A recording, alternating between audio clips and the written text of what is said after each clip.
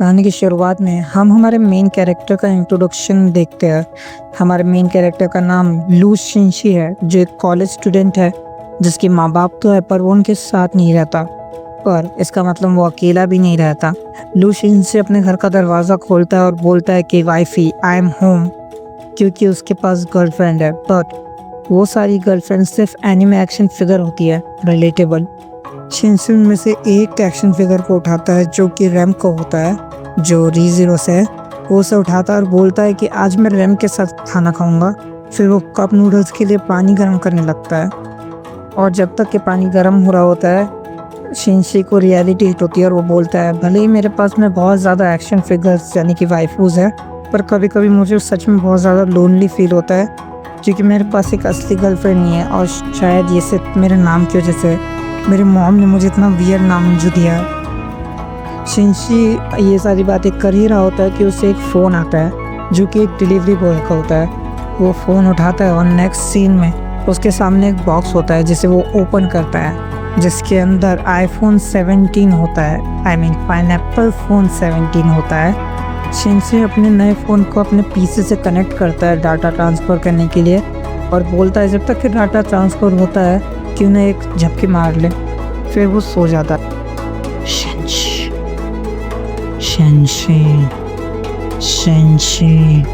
शिंशी को कोई पुकार रहा होता है। शिंशी अपनी आंखें खोलता है और वो उस आवाज़ से पूछता है कि तुम कौन हो। तो वो आवाज़ बोलती है शिंशी क्या तुम्हें सुपर पावर की चाहत है? तो शिंशी बोलता है तुम्हें क्या मैं कोई किंडरगार्टन स्टूडेंट लगता हूँ? मैंने ये बचपन में बहुत सुना है पर मैं अभी तो बहुत बड़ा हो गया हूँ। पर वो ये सारी बकवास कर ही रहा होता है कि इतने में वो गॉडेस उसकी तरफ बढ़ती है और एक लाइट ब्लिंक होती है। पर थोड़ी देर बाद ही शिंशी के मोबाइल का अलार्म बज जाता है, तो शिंशी उसे उठाने के लिए उस पर हाथ मारता है। शिंशी अपने फ़ोन पे हाथ मारता है ताकि वो अपना अलार्म बंद कर सके, पर उसके फ़ोन के ऊपर एक प्रॉपर लाइट अपेयर होती है। वो अपने फ़ोन को ढूंढने के लिए इधर उधर अपना हाथ घुमाता है और बोलता है मुझे याद नहीं है कि मैंने यहाँ तो कुछ चिकना और सॉफ्ट रखा था। फिर शिंशी अपनी आंखें खोल के देखता है और देखता है कि वहाँ पे एक लड़की उसके सामने बैठी हुई है। फिर शिंशी होश में आता है और बोलता है कि तुम कौन हो और तुम मेरे घर में क्या कर रही हो? तो वो लड़की बोलती है वो तो मैं हूँ जिसे तुमसे सवाल पूछने हैं कि मैं ऐसे कैसे बन गई मास्टर। तो शिंशी बोलता है मास्टर? ये मुझे मास्टर क्यों बुला रही है? अच्छा, ये ऐसा हो सकता है कि ये एक लेडी है जो ज़्यादा पी के मेरे घर में घुस चुकी है। तो वो उसे बोलता है कि लेडी मतलब सिस्टर, तुम गलती से गलत घर में घुस चुकी हो। वैसे तो मुझे अच्छा लगा कि तुमने मुझे मास्टर बुलाया, और मेरे पास ज़्यादा पैसे नहीं हैं तुम्हें देने के लिए, तो तुम किसी और को ढूंढो।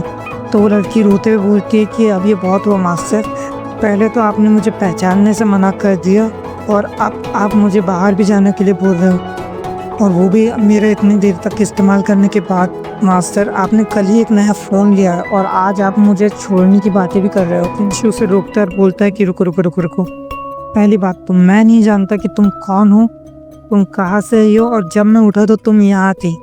तो अब ये मामला से पुलिस हो जाएगी, तो मुझे मेरा फ़ोन ढूंढने दो। मेरा फ़ोन ये तो नया वाला है, पुराना कहा गया।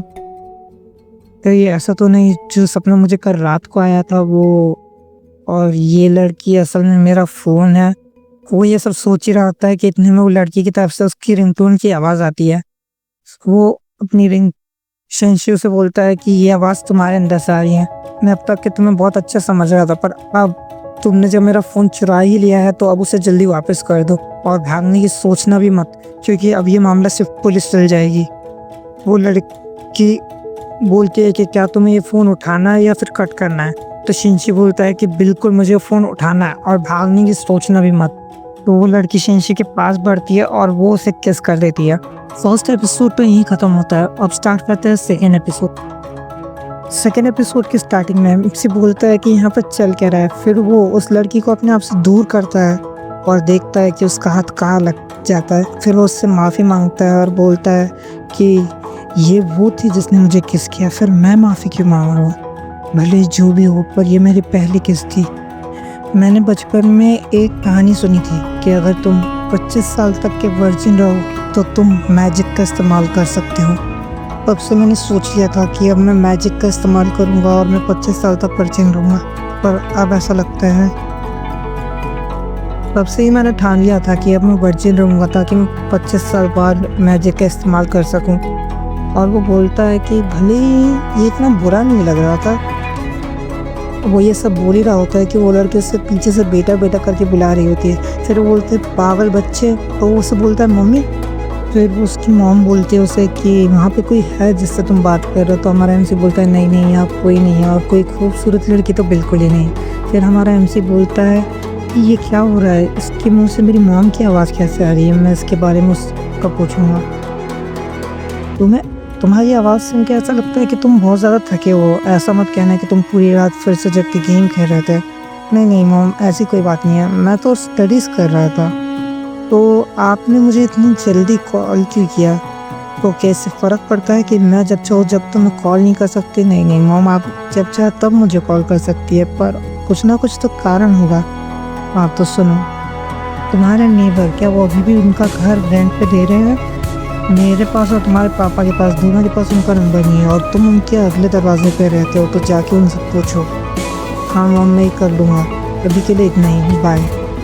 फिर फ़ोन कट हो जाता है और वो लड़की अपने नॉर्मल बर्ताव में आ जाती है। फिर वो बोलती है कि मास्टर फ़ोन कट हो गया। हमारा एमसी उसे रोकता और बोलता है अगर ये ऐसा ही जैसे मैं सोच रहा हूँ, अगर ये लड़की वही है, ये लड़की अगर मेरा ट्रांसफॉर्म हुआ फ़ोन है, तो अगर इसका मतलब ये हुआ कि ये सब जो हो रहा है ये सब उस लड़के की वजह से हो रहा है जो कल रात मेरे सपने में आई है। मुझे जानना होगा कि मैं इस एबिलिटी का यूज़ कैसे कर सकता हूँ, और अगर ये वही है जो मैं सोच रहा हूँ तो ये एबिलिटी बहुत ज़्यादा ख़ास है और इसका मैं ऐसे यूज़ करूँगा कि तो चलो इसे ट्राई करते हैं। और वो एक अपनी डॉल जो कि रन की होती है उस पर अपना हाथ मारता है, पर वो ट्रांसफ़र नहीं होती।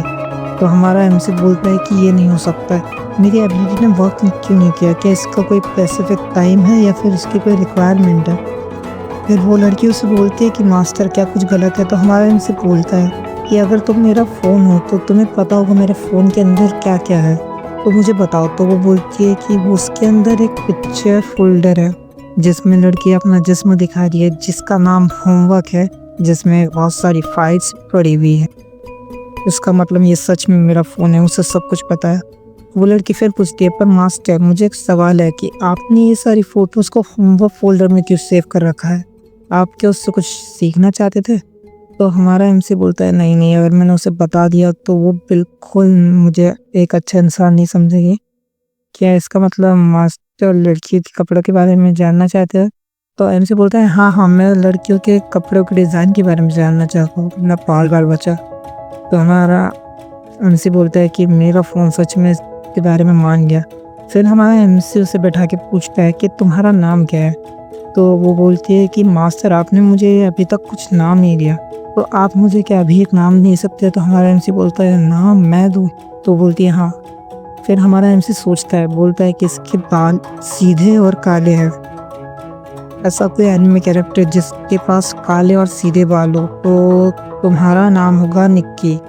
तुम्हें तुम्हारा नाम कैसा लगा निक्की? तो वो बोलती है कि ये बहुत अच्छा नाम है। बाय द वे निक्की नाम का मतलब यहाँ पे लिखा हुआ है कि नाइट्स का होता है, जो कि ट्रांसलेशन का मीनिंग है। आई नो कि तुम्हें इतना कुछ परवाह नहीं है, पर आई जस्ट टेलिंग यू। तो वो बोलती है कि बहुत अच्छा नाम है, मुझे नाम बिल्कुल पसंद है और मास्टर ने मुझे नाम दिया, आज से मेरा नाम निक्की। तो हमारा एमसी बोलता है ये तो बहुत ज़्यादा खुश होने वाली बात नहीं है। तो वो बोलती है ये मैटर नहीं करता, मुझे बहुत अच्छा लगा।